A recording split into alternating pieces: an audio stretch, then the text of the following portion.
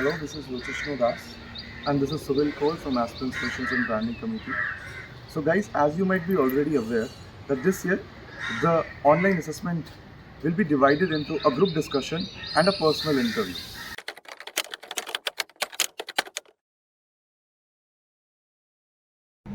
Now that the written round of the examination is over, the ARC presents to you a deep dive into the art of acing GDs.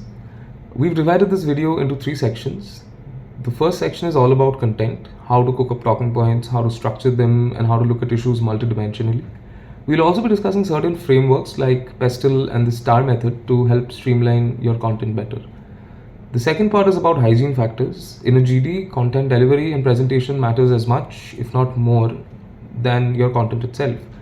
So in this section, we'll outline some best practices and a list of do's and don'ts for a GD. Finally, we'll also be sharing with you some probable topics that you should definitely prepare for your upcoming GDPI rounds. So without wasting any more time, let's move on to the video and hear from our batchmates here at TISS HRM&LR.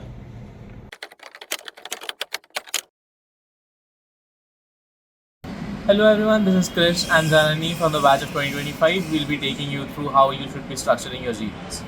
Before we jump into frameworks, let's understand the landscape of a GD. Group discussions are usually used to assess your communication skills, critical thinking, and your ability to work in a team. The way you tackle a GD depends on the problem statement. Sometimes you may be asked to discuss a certain topic, or sometimes you may be asked to come up with a solution to a problem by achieving a consensus amongst the group members. Either way, your content will be the backbone of your entire performance. So here we will talk about certain generalizable frameworks and rules of thumb that you can use to better perform in your GDs. One of the frameworks that you can use is PESTLE analysis. PESTLE stands for political, economical, social, technological, legal, and environmental aspects relating to a particular business problem or any topic. It will give you a well-rounded idea of the topic and can give you points to bring in a fresher perspective to the GD.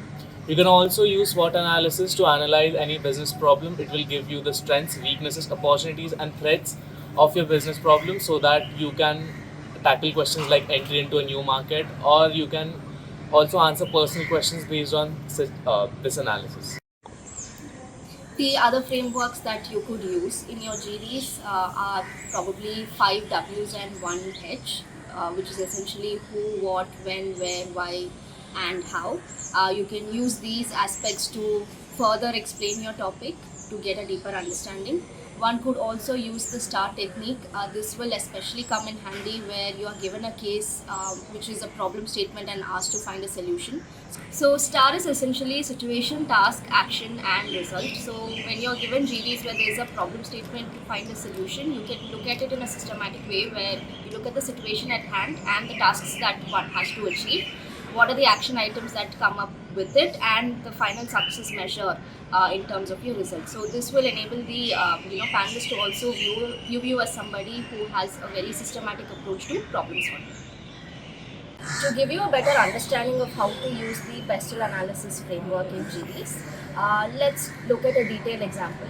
For example, if the topic given is the impact of social media on mental health well-being, this is how you may want to go ahead with the PESTLE analysis. So, like the first one, you can use the political aspects relating to the topic. You can look at how the government is allowing media freedom, what sort of views are being allowed to be published on such social media platforms. Second, you can also look at the economical aspect of this problem. You can elucidate how economical disparities affect the access to mental health care providers. You can also showcase how social media also plays a very huge role in marketing these days, and how certain products are being marketed affects mental health of the users of social media. Next, we can look at the social aspect of this problem. You can bring in points like social bullying. How does trying to fit into one social mold affects individuals, and how it being portrayed to them again and again through social media also impacts their mental health. So this is a point that you can bring in. Next, let's look at the technological aspect here. When we look at the technological aspect, one could also talk about how algorithms tend to show you information that one would spend the maximum time on. This can actually prove to be destructive because you may not end up viewing the other side of the coin as well, because you're always used to one side of the story. You can also talk about the introduction of filters in social media these days, which have created unrealistic expectations amongst teenagers in how their skin or body type should look like. Moving on to the legal aspect, you could cover the legal frameworks that govern issues like cyberbullying, harassment, so on and so forth. When we talk about environmental factors, you could look at the access to internet connectivity amongst people in the country. You could also talk about digital literacy and aspects related to that.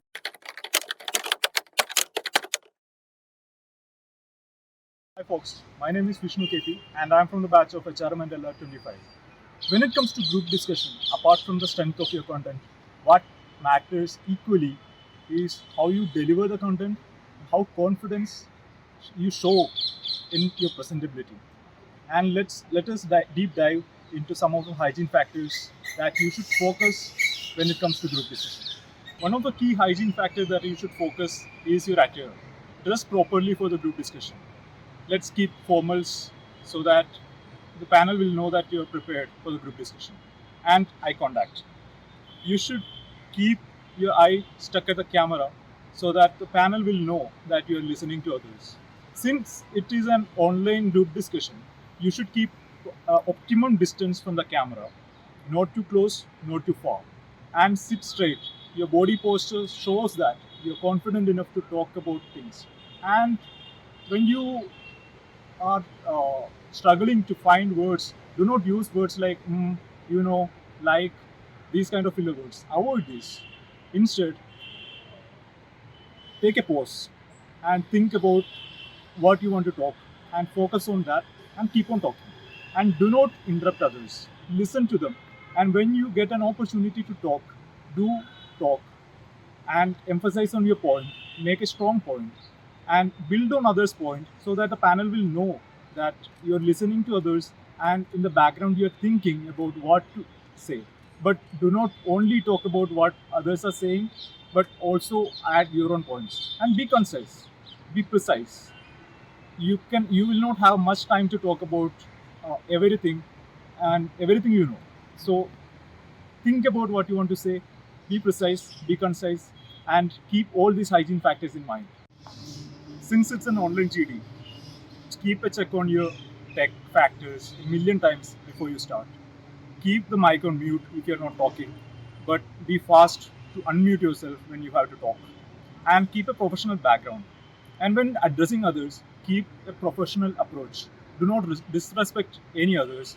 Do not pinpoint that they are wrong or they are right. Just keep on delivering your point.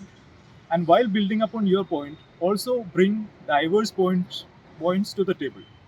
And at the same time, be flexible so that you can accommodate others' points and bring a more suitable approach to the group discussion. Do not panic if you do not get a chance to initiate or summarize the GD. It only matters how you deliver your points, how you contribute, what are the strengths, and how you deliver your points. And do not create chaos in the group discussion. There's a high chance that if you create chaos, the entire panel might reject the complete group. So be professional, be respectful to each other, and bring diverse points and be strong on your points. At the same time, be flexible enough to accommodate others' points so that you can bring diverse points each time.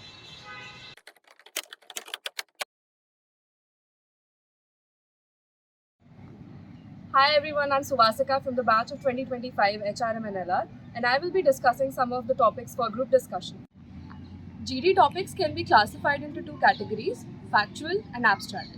Some of the possible topics of factual group discussions are first, climate change, under which you can talk about the impact, solutions, steps taken at national and international levels, such as conventions, agreements, and policies. The second area of discussion can be technological disruptions, under which the possible topics can be artificial intelligence, generative AI, Internet of Things, and Industry 4.0. These can be looked at under the framework of pros and cons, how this affects the current workforce, and what implications it will have for the future of work. The third area of discussion can be healthcare, under which topics like reforms, challenges and innovations can come, and topics like government interventions, government initiatives, Ministry of Ayush, privatization of healthcare, the pros and cons of that. The fourth topic can be economic recovery post pandemic. One tip that I would personally want to give for factual topics is that you can always plug in your educational background and relate your topic to your subject or discipline. For example, a topic like climate change can be taken up from various perspectives. An economic student can take it up in terms of the economic cost of climate change. A psychology student can bring up the psychological dimensions of climate change, for example, the psychological impact of natural disasters and rehabilitation and relocation. A law student can bring up the various legislatures and policies when it comes to climate change. Now I will be talking about some of the abstract topics. A lot of people find it easier to navigate their way through factual topics but find abstract topics quite challenging due to the nature of them being quite open to interpretation. But at the same time, you can exercise great extent of freedom and leeway there. So one of the topics that could come is morality versus legality. Here you could talk about morality, ethics, and law, how they're different from each other, how they're similar to each other, and how morality and ethics, what role they play in law and the execution of it. The second topic could be freedom of expression and freedom of speech. So, how much freedom of speech is too much freedom of speech could be discussed. Things like boundaries and responsibilities. And you could always pick up examples from pop culture and history to add on weight to your arguments. One tip that I would want to give for abstract topics is that you need to be extra mindful of what other people are saying in the discussion here. Because here, especially, you can build upon other people's points to a great extent by way of either supporting somebody's claims or refuting their claims and providing a rebuttal. Also, you can bring in historical, social, political, cultural standpoints and perspectives into the discussions. Bring in as many perspectives as you can to make the discussion enriching. So guys, I hope you found this video useful in your GDPR preparation. We'll be coming up with more content like this, so stay tuned for that. And for any queries, feel free to reach out to us on any of our social media handles.